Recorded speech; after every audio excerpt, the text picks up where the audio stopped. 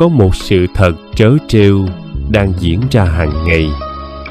Chúng ta luôn đấu tranh cho tự do, nhưng lại tự nguyện dâng hiến chiếc chìa khóa hạnh phúc của mình cho người khác nắm giữ. Hãy thành thật với chính mình. Đã bao nhiêu lần tâm trạng cả ngày của bạn bị hủy hoại chỉ vì một lời chê bai của đồng nghiệp? Đã bao nhiêu lần bạn từ bỏ một kế hoạch lớn chỉ vì một lời bàn tán tra vào của người xung quanh? Và đã bao nhiêu lần bạn trì hoãn nỗ lực, nằm dài trong sự chán nản chỉ vì thời tiết hôm nay u ám, hoặc vì cuộc sống không diễn ra đúng như ý bạn muốn? Chúng ta đang sống như những con rối bị giật dây bởi hoàn cảnh bên ngoài. Người ta khen một câu thì vui sướng đến tột cùng, người ta chê một câu thì suy sụp, oán hận.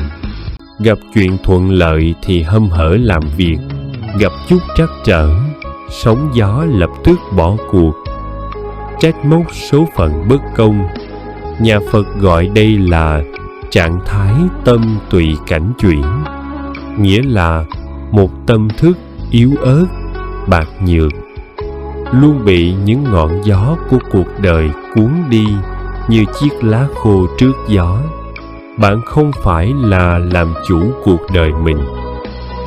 Bạn chỉ đang là nô lệ cho cảm xúc của chính mình và cho những biến động của thế gian. Nếu bạn cứ tiếp tục chờ đợi một thế giới hoàn hảo, một hoàn cảnh không có khó khăn thì mới chịu hạnh phúc, chịu nỗ lực, thì cả đời này bạn sẽ chỉ sống trong sự thất bại và hối tiếc. Để hiểu được thế nào là một tâm thức dũng mãnh, một ý chí kiên cường không bị khuất phục trước nghịch cảnh, chúng ta hãy cùng lắng nghe một bài học ẩn dụ sâu sắc mà Đức Phật đã từng dạy các học trò của mình, mượn hình ảnh con voi chiến nơi trận mạc. Vào thời Ấn Độ cổ đại, voi chiến là vũ khí dũng mãnh và quan trọng nhất của quân đội. Một con voi chiến thực thụ, khi bước ra trận mạc, phải đối mặt với muôn vàn hiểm nguy kinh hoàng. Tiếng trống trận vang trời, tiếng la hét của hàng vạn binh lính, và đặc biệt là những cơn mưa tên sắc nhọn, những ngọn giáo bay vung vút từ phía quân thù. Đức Phật dạy rằng, một con voi chiến hạng tầm thường, khi vừa trúng một vài mũi tên, hoặc vừa nghe thấy tiếng gầm rú của phe địch, nó sẽ lập tức hoảng sợ, quay đầu bỏ chạy, giẫm đạp lên chính quân mình và chuốc lấy thất bại. Thế nhưng, một con voi chiến vương giả được huấn luyện một cách nghiêm ngặt thì hoàn toàn khác khi bước ra chiến trường. Nó đứng vững như một ngọn núi, dù ngực có trúng tên, tai có nghe tiếng hò hét vang trời, nó vẫn kiên định nhìn thẳng về phía trước. Nó nhẫn nhục chịu đựng nỗi đau của da thịt, không một chút lung lay, không một bước lùi, dũng mãnh tiến lên phá tan đội hình quân thù để giành lấy chiến thắng vinh quang.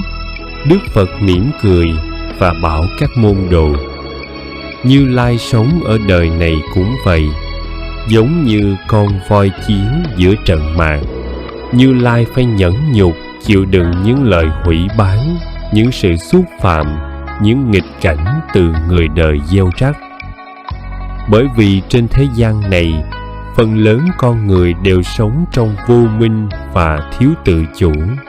Từ hình ảnh con voi chiến, Đức Phật để lại cho chúng ta một triết lý sống đỉnh cao để đối diện với mọi sóng gió cuộc đời, hạnh nhẫn nhục và tự chủ tâm thức. Trong Kinh Pháp Cú, Ngài đã để lại hai câu kinh bất hủ: Ta như voi giữa trận, hứng chịu cung tên rơi, chịu đựng mọi phỉ báng, ác giới thật nhiều người. Đức Phật không dạy chúng ta cách cầu nguyện để cuộc đời này không còn khó khăn. vì điều đó là bất khả thi. Thế gian này bản chất là Sabha Taba, nghĩa là cõi tạm đầy rẫy sự bất toàn, biến động và thử thách. Khó khăn, sự phản bội, những lời chê bai hay thất bại là một phần tất yếu của cuộc sống. Người vô minh là người suốt ngày đi tìm cách thay đổi thế giới bên ngoài, bắt mọi người phải đối xử tốt với mình, bắt mọi chuyện phải hanh thông. Điều đó giống như việc bạn muốn đi bộ qua một sa mạc đầy gai nhọn, nhưng lại đòi hỏi phải trải thảm nhung lên toàn bộ sa mạc vậy. Người thông tuệ không làm thế.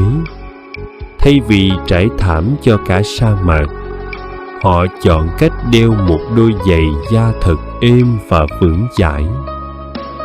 Đôi giày đó chính là cái tâm bất biến.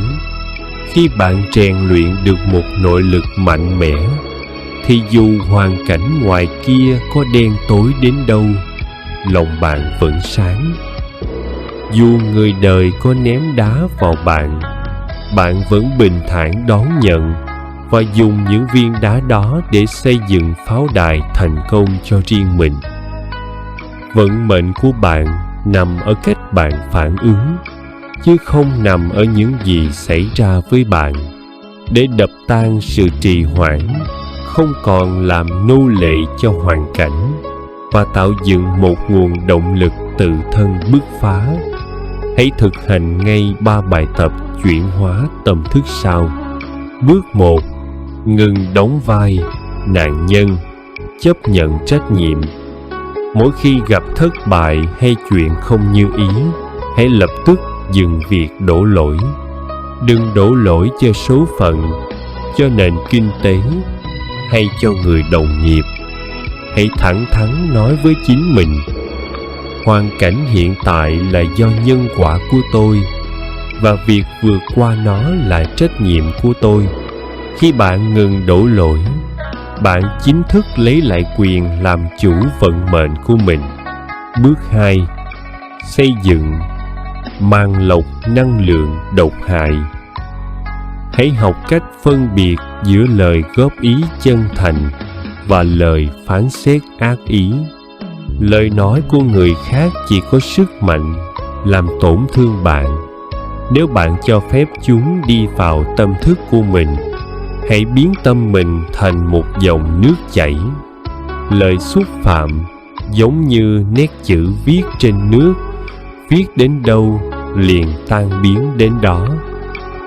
Hãy giữ cho thần khí của mình luôn đỉnh đạt, ung dung trước mọi khen chê của thế gian. Bước 3. Tinh tấn hành động bất chấp cảm xúc. Người thành công không làm việc dựa trên hứng thú. Họ làm việc dựa trên định lực và kỷ luật. Khi đã đặt ra mục tiêu, dẫu hôm nay tâm trạng có tồi tệ, dẫu có mệt mỏi, hãy cứ bắt tay vào làm. Giống như con voi chiến, dẫu trúng tên vẫn bước tiếp.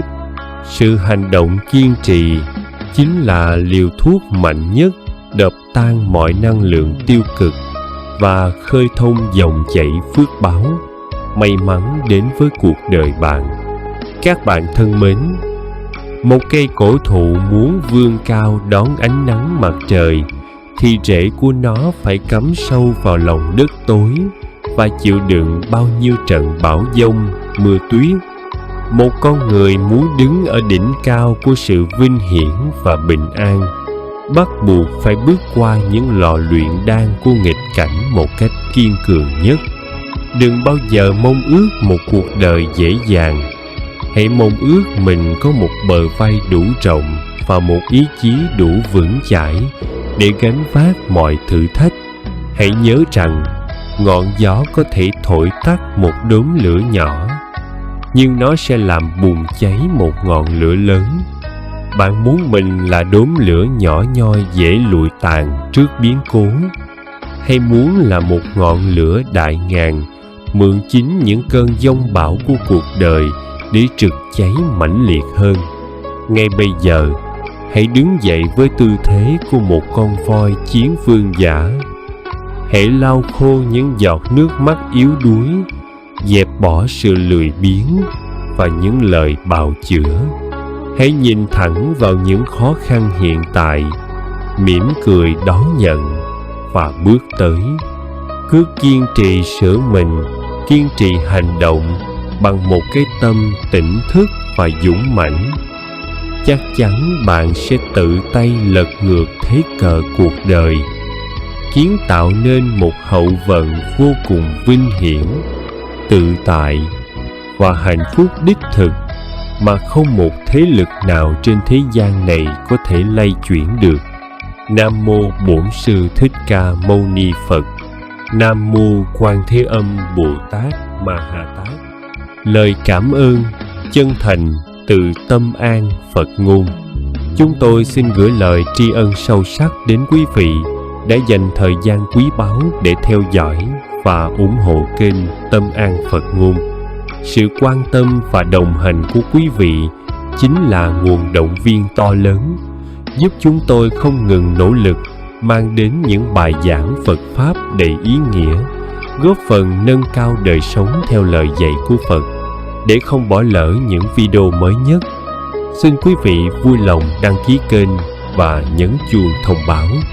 Điều này sẽ giúp quý vị dễ dàng cập nhật những nội dung hữu ích về giáo lý nhà Phật, những bài học sâu sắc về cuộc sống, giúp tâm an, trí sáng và lòng từ bi ngày càng rộng mở.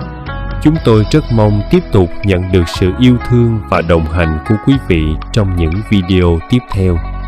Một lần nữa, xin chân thành cảm ơn và kính chúc quý vị luôn an vui, bình an và vạn sự như ý.